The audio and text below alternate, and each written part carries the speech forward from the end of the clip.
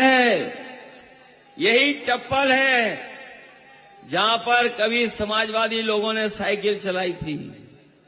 बहुत से हमारे साथी जानते होंगे, यही टप्पल है उस समय की सरकार ने न केवल किसानों के साथ अन्याय किया था, बल्कि जब हम समाजवादी लोग साइकिल चलाना चाहते थे, एक्सप्रेस वे पे हम लोगों को साइकिल नहीं चलाने दी थी।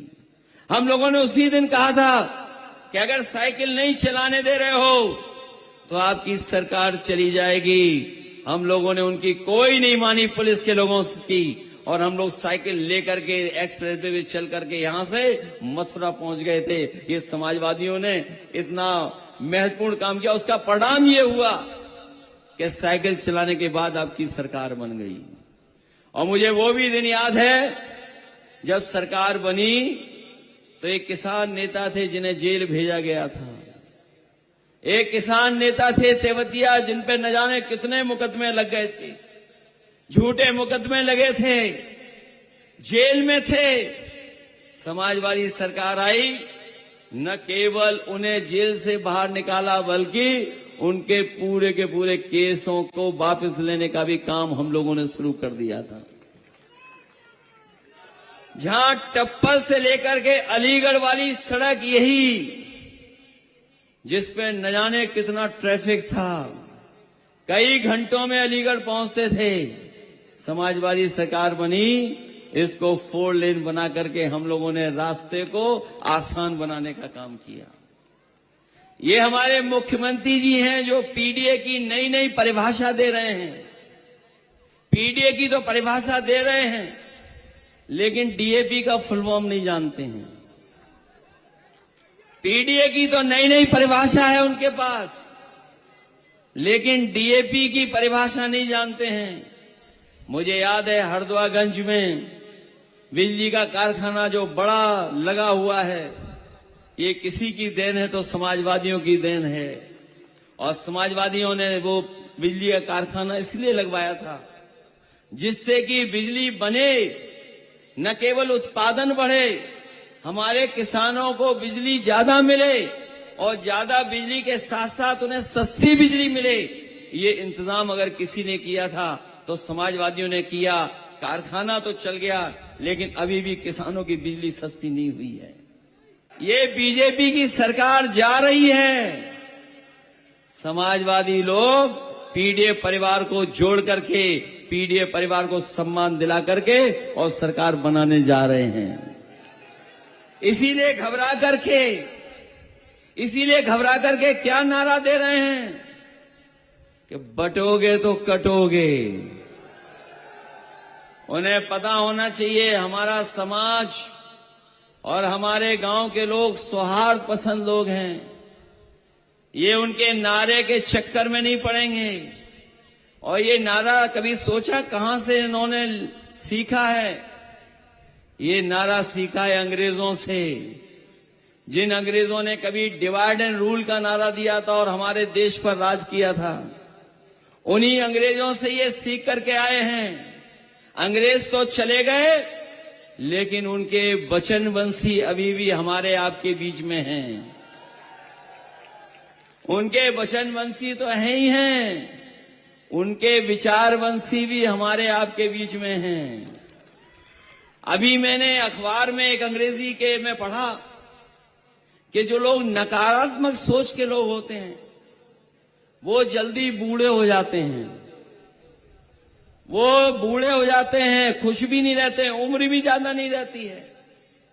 ये नकारात्मक लोग हैं। ये जो एनडीए है इसके आगे ही एन लगा हुआ है, नेगेटिव, नकारात्मक लोग हैं। ये जो इनका एनडीए है ये एन है। एन का मतलब नेगेटिव, एन का मतलब नकारात्मक लोग हैं। और पीडीए हमारा पॉजिटिव है, प्रोग्रेसिव है और जोड़ने वाला हमारा नारा है। हमारा नेगेटिव नारा नहीं है, हमारा नकारात्मक नारा नहीं है, हमारा पॉजिटिव नारा है, प्रोग्रेसिव नारा है। तभी हम लोगों ने अपने नौजवानों को आगे बढ़ने के लिए लैपटॉप देने का काम किया था। इतने साल हो गए हैं, लेकिन जिस घर परिवार के पास भी होगा वो अभी भी चल रहा होगा, अभी भी खराब नहीं हुआ होगा। इन्होंने लैपटॉप की नकल तो की, हम लोगों ने बड़ा दिया था लैपटॉप, इन्होंने छोटा कर लिया और उस पे उंगली चलाते रहो, घिसते रहो, चलता ही नहीं है, चलता नहीं है इनका। इसलिए हम आपसे कहना चाहते हैं, समाजवादी लोग प्रोग्रेसिव लोग हैं, और फिर हम तो अपने मुख्यमंत्री जी से कहेंगे, वस्त्रों से कोई योगी नहीं बन जाता है, वस्त्र पहनने से कोई योगी नहीं बनता है, विचारों से योगी बनता है। और ये कलयुग है, इसीलिए सब उल्टा पुल्टा हो रहा है। हम और आप लोग जानते हैं, जो साधु संत होते हैं वो मौन रहते हैं, कम बोलते हैं, लेकिन पता नहीं क्या है कि कलयुग है, आजकल साधु संत भी ज्यादा बोल रहे हैं वस्त्र पहन करके। इसलिए सावधान रहना आप लोग, सावधान है कि नहीं है आप लोग। और जिन्हें हम लोग समझते थे कि ये सत्य वचन बोलते हैं, लेकिन ये झूठ के प्रचारक हैं, झूठ का प्रचार करते हैं।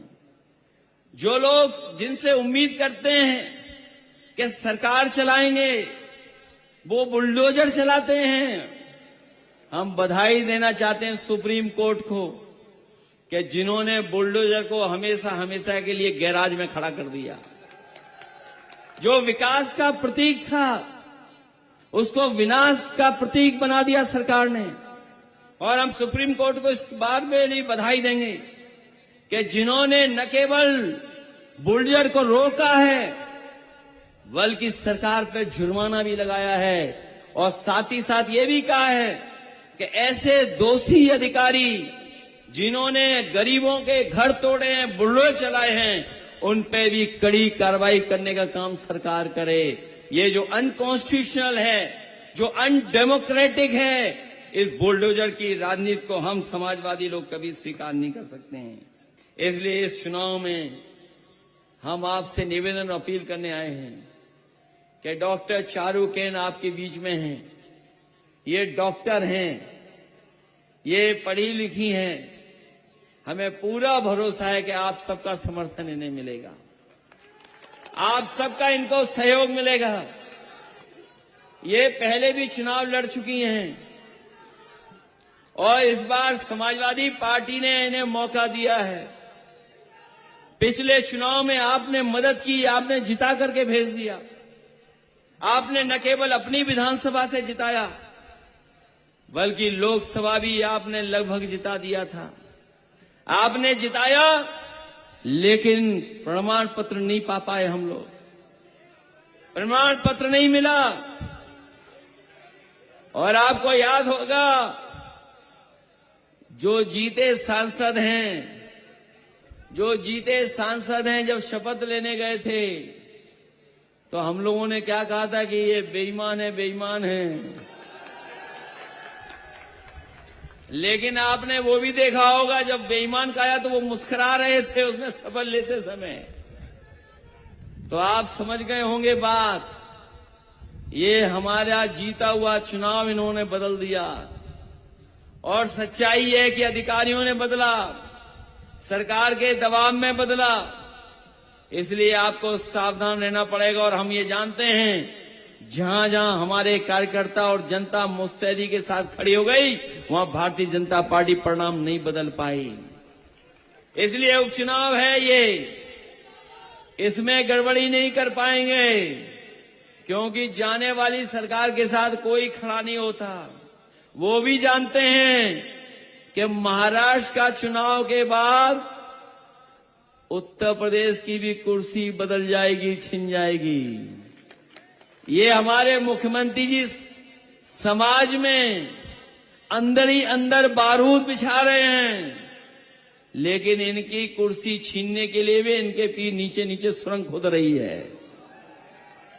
ये जो बारूद बिछा रहे हैं, इसीलिए बिछा रहे हैं कि उनकी कुर्सी भी खतरे में है। इसलिए अब कोई गड़बड़ी नहीं करने वाला है। ये चुनाव जीत का है। ये उपचुनाव संदेश देने का भी है 2027 का। हम आपको भरोसा दिलाते हैं, हमारे समाजवादी लोग जानते होंगे, अगर इन्होंने कभी विकास को लेकर के, काम और योजनाओं को लेकर के हमसे कभी कुछ कहा होगा, हमने पूरी ईमानदारी से यहाँ की जनता की मदद करने का काम किया है। आप न केवल उपचुनाव जिताइए, आप संदेश दीजिए 2027 में कि इंडिया गठबंधन और पीडीए की रणनीति चुनाव जीत करके सरकार बनाने जा रही है 2027 में। ये घबराए हुए लोग हैं बीजेपी के लोग, क्योंकि जब से ये चुनाव हारे हैं तब से इनकी भाषा बदल गई है, व्यवहार बदल गया है। पहले तो डरे हुए थे, लेकिन इधर जब मैं उनको सुनता हूं तो मुझे लगता है कि थोड़े हिले हुए भी दिखाई देते हैं। ये न केवल डरे हैं बल्कि हिल गए हैं, अब इनको समझ में नहीं आ रहा है। इसलिए मदद करना, आप लोग मदद करो। उन्हें पता होगा, उन्हें पता लग गया होगा कि ये चुनाव उनके हाथ से फिसल गया है। और 3 बार जो हमारा साथी बता रहा है, इसी तरह 3 बार फैजाबाद भी गए थे, 3 बार गए फैजाबाद। तमाम विकास की योजनाएं, तमाम जाने क्या क्या जानकारी दी उन्होंने, लेकिन जब उन्होंने इंटरनल सर्वे कराया तो पता लगा कि वो जीतने नहीं हैं और फैजाबाद से दोबारा हारना नहीं चाहते थे। इसलिए जहां 10 चुनाव होने थे, केवल 9 ही चुनाव हो रहे, 1 चुनाव उन्होंने टाल दिया। पहले फैजाबाद का चुनाव टाला, फिर 13 तारीख से 20 तारीख कर दिया चुनाव। ये टालने वाले चुनाव इस बार हार के जाएंगे, क्योंकि जनता इनके खिलाफ खड़ी दिखाई दे रही है। इसलिए मदद करना सब लोग। बताओ, आधी आबादी तो मदद कर रही है, आप लोग भी मदद करना। और हम समाजवादी लोग कभी किसी का साथ छोड़ने वाले नहीं हैं।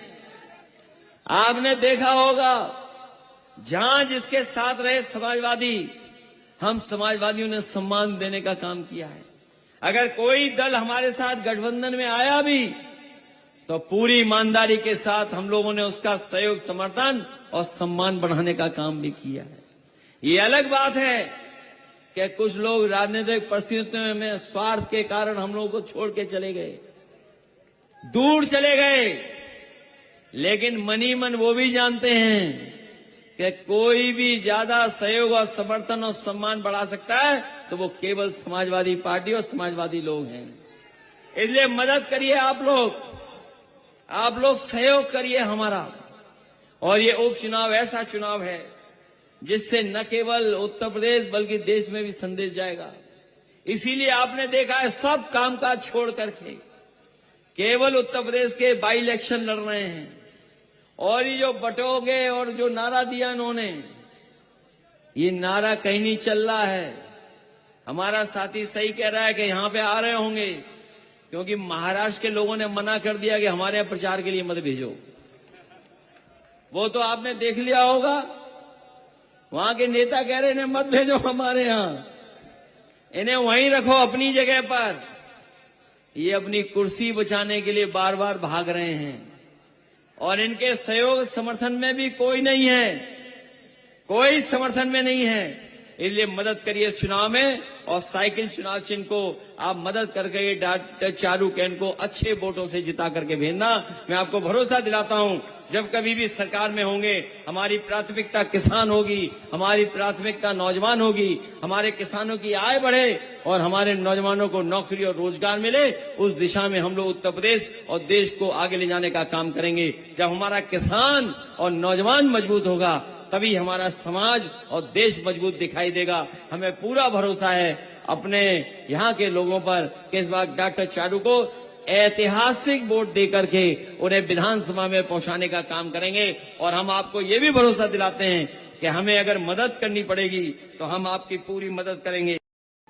ऐसी ही देश दुनिया की खबरों को सबसे पहले देखने के लिए हमारे YouTube चैनल 81 UP को लाइक करें, सब्सक्राइब करें और घंटी वाले निशान को दबा दें।